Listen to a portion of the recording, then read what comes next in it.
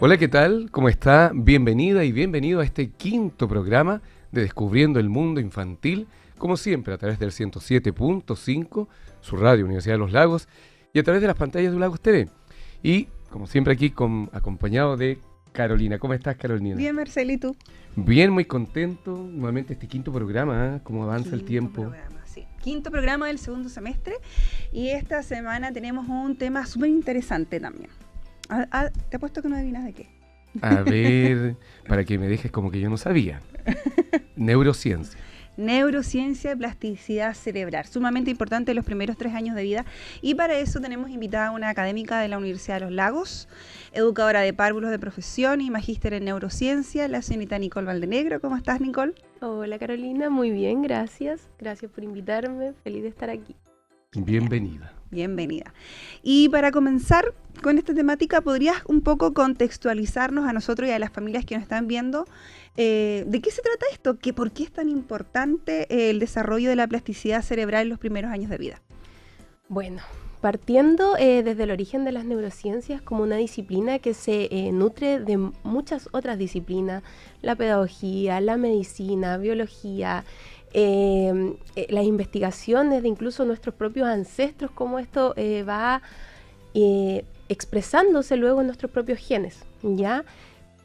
Ha entregado mucha información de cómo aprende el ser humano, en realidad, desde su motor básico, que vendría siendo en este caso el mismo cerebro. Ya desde ahí emerge un nuevo concepto, bueno, no tan nuevo, pero que ahora se está utilizando mucho en educación y en la crianza, que vendría siendo la neuroplasticidad, ¿ya? La cual básicamente se trata de que el cerebro puede ir aprendiendo durante toda la vida, ¿ya? Afortunadamente se ha descubierto que se aprende a través de las mismas conexiones neuronales, y estas conexiones son las que generan el aprendizaje, ¿ya? Lo que sí se ha descubierto que durante la infancia, específicamente los primeros 4 años de vida, el cerebro es mucho más plástico, ¿ya? Es mucho más plástico y es más sensible. Por eso siempre se dice, ¿cierto?, que los niños aprenden con mayor facilidad, que son esponjas, como dicen. Esponjita, claro. Claro, como dicen algunos precursores, ¿cierto? Y efectivamente es por lo mismo, es porque el cerebro tiene una facilidad innata de generar conexiones neuronales en los primeros 4 años de vida. Bueno, en realidad durante la juventud es mucho más fácil aprender. Ya cuando uno se va volviendo un poquito mayor, más viejito sobre todo, ya es más difícil, ¿cierto? Dicen Pero algunos. no es imposible. Pero no es imposible, sí, exactamente. Porque las neuronas sí se pierden.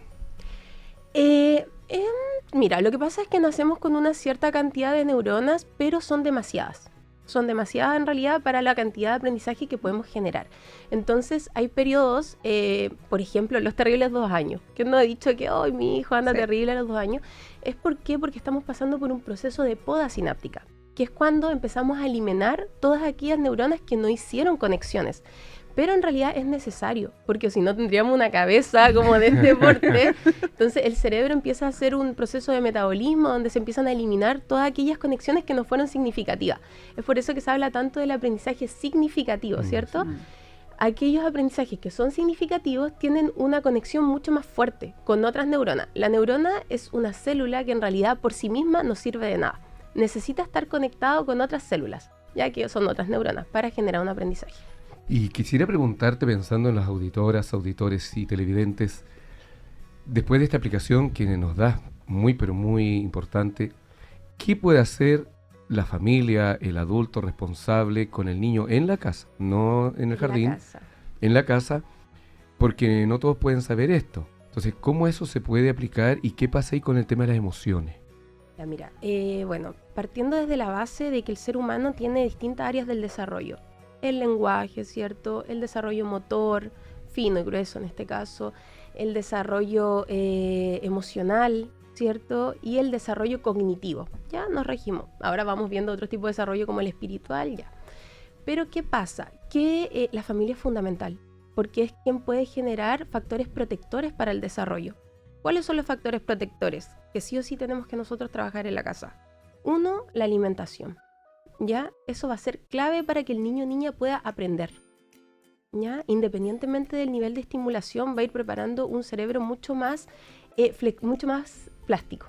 ¿Ya? La hidratación. El niño tiene que beber agua. ¿Ya? El deporte también. El horario de sueño es fundamental. El niño tiene que tener rutinas, ¿ya? De hecho, es tan importante el horario de sueño que es en el sueño cuando se establecen los aprendizajes. Claro. Efectivamente, hay un área en el cerebro que funciona solamente durante el sueño, que es quien establece los aprendizajes significativos. Puede tener una estimulación increíblemente rica el niño en el jardín, pero si el niño no duerme las horas que tiene que dormir, perdemos toda esa estimulación, ¿ya? El desarrollo emocional se construye desde el nacimiento, desde el momento en que la madre le da lactancia a su hijo o desde el momento en que la madre mira a su hijo a los ojos, ¿ya? Entonces, esto es fundamental, ¿ya? Eso solamente lo pueden construir las familias. El educador también se vuelve un cuidador alternativo, ¿ya? Es súper importante. Pero en realidad las teorías del aprendizaje han demostrado que para poder nosotros construir un apego seguro con el niño es en base al tiempo que nosotros estamos. Hay algunos que dicen que la calidad del tiempo es importante. Es que importante, pero la verdad es que las teorías han demostrado que el tiempo prolongado es quien va a construir el apego seguro. Eso es un tema, pero importante. Está emocionante este tema que le voy a robar la tercera pregunta y ahí la dejo. Mira, es verdad, tú en tu misión especialista del tema, respecto de esto, del tiempo, leí por ahí, no voy a decir dónde, un estudio donde se hizo un experimento, un diagnóstico, mejor dicho, no fue un experimento, que la madre le decía al niño, por ejemplo, ponte pijama. Y el niño volvía a los 2 minutos y el niño no se había puesto el pijama. Volvía nuevamente, el niño no se había puesto el pijama. Lo retó, lo amenazó con quitarle algo. Volvió media hora estando así hasta que finalmente se puso el pijama. El descubrimiento es que el niño prefería que lo estuvieran retando, pero eso le da la oportunidad de estar con su madre más tiempo. Porque si se ponía el pijama al segundo, la mami se iba a ir y lo iba a dejar solo. Bueno, con respecto a eso, hay un autor chileno, psicólogo, ya doctorado ya, que vendría siendo Felipe Lecalenier. ¿Ya? A mí me gusta mucho él y hace poco lanzó su último libro, una versión actualizada del libro Amar, quien invita a las familias a prestar atención. Es la base para poder realmente construir un apego seguro. Bueno, sabemos que hay 4 tipos de apego hasta ahora, que vendría siendo el seguro, ¿cierto? Que es lo que ojalá todos pudiéramos llegar. ¿Por qué? Porque es la base para después, en la adultez, nosotros tener esa seguridad. Bueno, y en la infancia también para poder explorar y aprender. Por eso es tan importante la familia, porque en realidad si la familia no entrega un apego seguro, el niño no va a poder descubrir el mundo y aprender por sí mismo, porque está comprobado que el niño aprende a través de las experiencias, ¿ya? El apego seguro, está el apego desorganizado, que vendría siendo estos niños que se enfrentan a una vida donde tienen violencia intrafamiliar, ¿cierto? Una desorganización importante. El apego ambivalente, que es curioso, porque son aquellas madres de repente que son sobreprotectoras, que transmiten este miedo. Cuando tú crías un niño en base al miedo, como tú dices en el caso de la mamá que amenazaba al niño, vamos a generar un apego ambivalente, que es en base a la ansiedad. ¿Te das cuenta? Este niño tenía ansiedad porque le prestan atención. Y eso es el apego ambivalente. Luego son niños que en la adultez buscan parejas que tienen una relación, como se llama hoy en día, tóxica, ¿cierto? Donde sienten esa sensación permanente de abandono, por ejemplo, que en el trabajo tampoco se pueden desenvolver bien. ¿Por qué? Porque todo el tiempo tienen miedo a fallar y no pueden ser auténticos, no pueden en realidad aprender a conocerse a sí mismos por esa ansiedad constante. Y después vienen los apegos evitativos, que son esas familias que en realidad no le prestan atención a los niños y están todo el tiempo en el teléfono. Y aquí viene un factor de riesgo total, porque el niño, mamá, y la mamá, o el papá, o el abuelito, quien sea el cuidador, el tío, porque el cuidador puede ser cualquiera en realidad, está en el teléfono, por ejemplo, y empezamos a generar apegos evitativos que se ha comprobado últimamente que son lo que más hay en Chile, ¿ya? Y son niños que después no saben enfrentar situaciones que les generan estrés. Lo importante del apego en realidad aquí es, sí, el aprendizaje, pero es cómo después en la adultez nosotros podemos enfrentar situaciones de estrés, ¿ya? Ejemplo, nosotros lo vemos en nuestras alumnas también, que cuando están muy estresadas prefieren abortar, ¿cierto? Misión y retirarse de la carrera, ya. O llorar, por ejemplo, ahí está un apego ambivalente, ¿cierto? Porque la ansiedad no les permite enfrentar el estrés. Un apego seguro va a decir, bueno, esta es una situación, ¿cierto? Yo puedo hacerlo. ¿Por qué? Porque tengo esa seguridad interna, en realidad. En relación a lo que estábamos conversando de los apegos, El programa lo ven muchas familias, ya que a lo mejor estas palabras de apego, emocionalidad, plasticidad cerebral no está dentro de su vocabulario, con palabras quizás más simples o con estrategias más simples, cómo trabajarlo desde el hogar. Como una mamá, por ejemplo, hablábamos del tiempo, que es súper importante, que trabaja todo el día, puede dar un tiempo más allá de decir, puta, ya, tengo 1 hora, pero necesita más tiempo mi hijo. Sí, la verdad es que es complejo. Yo me pongo muy triste cuando pienso que la sociedad hoy en día no es compatible con la crianza, ¿ya? Y el problema es que generamos culpa también en las familias, que eso es terrible. ¿Por qué? Porque dicen, pucha, yo quiero estar, pero no puedo porque necesitamos plata, necesitamos estabilidad económica, ¿cierto? También para los niños. Bueno, yo los invito a el poco tiempo que tenemos, tratar de optimizarlo, dejar el teléfono de lado, ¿cierto? Tratar de estar atentos a sus hijos, de escucharlos, de conversar en la adolescencia, sobre todo, que es tan fundamental, de abrirse a ellos en el poco tiempo que tenemos. Es la solución que puedo ver yo ahora. Ya, sobre la estimulación en casa, es incluir a los niños en todas las experiencias. Lo primero que sugiero, de verdad, evitar las pantallas. Idealmente al 0. Un niño de los 0 a los 2 años no debería ver nada de pantalla. 0, ni 1 minuto. Idealmente ni siquiera tenerla prendida en casa. ¿Por qué? Porque el cerebro aún así está recibiendo los estímulos de la pantalla, ya que alteran el funcionamiento neuronal. De hecho, está comprobado y hay algunas teorías que están investigando que puede ser el TEA, por ejemplo, un factor que se está produciendo producto de la exposición tan temprana a las pantallas. Es que hay muchos niños, no sé si sobrediagnosticados o autodiagnosticados, pero hay una cantidad impresionante en las aulas hoy en día de niños con diagnóstico de TEA. Sí, bueno, hay hartas investigaciones al respecto. Aún no hay como una formal, pero bueno, una de ellas podría ser la exposición a las pantallas, también la alimentación, ya, pero bueno, evitar las pantallas de los 0 a los 2 años. Y de los 2 años en adelante, máximo, sugieren los neurólogos, 1 hora. Máximo. Yo sugiero que nada, en realidad, porque en realidad está generando mucha frustración y se altera el desarrollo emocional, que es una de las áreas que estamos hablando. Incluir a los niños en la casa, ¿ya? Si vamos a lavar la loza, invitémoslos a lavar la loza. Si vamos a doblar la ropa, el hecho de las texturas que tienen las distintas telas ya es una estimulación súper rica para fortalecer los canales de las neuronas, ¿ya?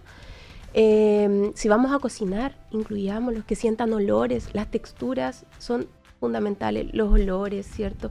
Los estímulos visuales naturales son fundamentales. Conversemos con los niños en la mesa, incluirlos, sirvamos la mesa juntos. Es lo que pueden hacer las familias hoy en día, estar atentos, incluirlos en la vida cotidiana. Lo mismo, pero para trabajar la emocionalidad. Tú hablas de los terribles 2, que dicen que es la preadolescencia de los adolescentes, pero es una edad en que los niños están aprendiendo a conocer sus emociones y somos los adultos que tenemos que aprender a canalizarla. Pero ¿cómo lo hacemos? Yo creo que esta pregunta es compleja porque primero le sugiero al adulto aprender a canalizar sus emociones, porque como adultos no nos damos cuenta que en realidad no lo sabemos. Ya es lo primero. A ver, mirarme a mí un ratito, a ver cómo yo estoy canalizando mis emociones para luego... En un mundo de crisis, estamos en crisis mental total. Exacto, sí. Entonces, bueno, primero mirarme a mí y luego de eso les sugiero mucho verbalizarlo. Me gusta mucho el método AMAR, como les dije, de Felipe Lecalanier, porque él habla de primero prestar atención. ¿Ya? Prestar atención a los niños, estar atentos a ellos, a sus necesidades. Necesidades pueden ser biológicas. Por ejemplo, que mi hijo necesita lentes y eso afecta a su desarrollo emocional, ¿ya? Por ejemplo, que mi hijo tiene pie plano, también afecta a su desarrollo emocional, ¿ya? También pueden ser necesidades sociales. Por ejemplo, que mi niño necesita socializar más. Pueden ser necesidades emocionales. Por ejemplo, cuando el niño se cae, yo le digo, no pasó nada, pero en realidad tiene miedo. Entonces, visualizar qué emociones tiene mi hijo es súper importante. En ese momento, cuando estamos frente a la necesidad, tratar de nosotros ponernos en su lugar. Recordar nuestra infancia, ¿por qué no? Cuando mi mamá me decía, por ejemplo, ya empezó, ¿qué te genera eso? Rabia, ¿cierto? Como ya empecé, pero si tengo rabia no he empezado nada, ayúdame. Necesito canalizar esa rabia. Necesito que me ayudes, claro. Ya, y después automentalizarse uno mismo, tratar de ver cómo me siento yo frente a esta pataleta, porque está bien asumir que en realidad tuve un mal día, estoy cansada, no quiero nada y no puedo contener a mi hijo hoy día. Buscar apoyo a la abuelita, al papá si es que está, a la tía, O simplemente decirle a tu hijo, uno tiene que ser transparente, decirle, hijo, ahora me siento mal, ¿por qué no lo conversamos después? ¿Ya? También es importante que el niño aprenda a ver cómo tú regulas las emociones. Si algún día tu hijo te pega una cachetada, decirle, tú tienes el derecho a tener rabia. Es importante que él sepa que él está sintiendo rabia, ¿cierto? Pero no tienes derecho a pegarme porque a mí me genera rabia y me dan ganas de pegarte también, por ejemplo. Pero no lo puedo hacer porque yo estoy regulando mis emociones. Entonces el niño aprende cómo el adulto regula sus emociones también. ¿Se dan cuenta? Mantenerse regulado siempre. Estrategia sencilla. Estrategias sencillas. Oye, vamos a tener que invitarla nuevamente, quizás a otro programa, porque este tema da para mucho. Alcanzamos poquitas preguntas de un tema, me imagino yo, para los auditores, auditoras, televidentes, que quedó ahí, quedó, como dice en jerga futbolística, la pelota boteando, dando bote en el área. Sí. Así que no, fantástica la invitada Carolina. Así es. Bueno, vamos a darte las gracias, Nicole, por venir. Este es un tema súper importante para las familias. Esperemos que hayamos podido colaborar o dar un granito de arena en ciertas situaciones que la cotidianidad nos pasan a todas las mamás y a todos los papás. Los esperamos en un próximo capítulo. Marcelo, nos vemos. Así es. Que estés muy bien. Igualmente, gracias Nicole, gracias a ustedes. Nos vemos. Chao, chao.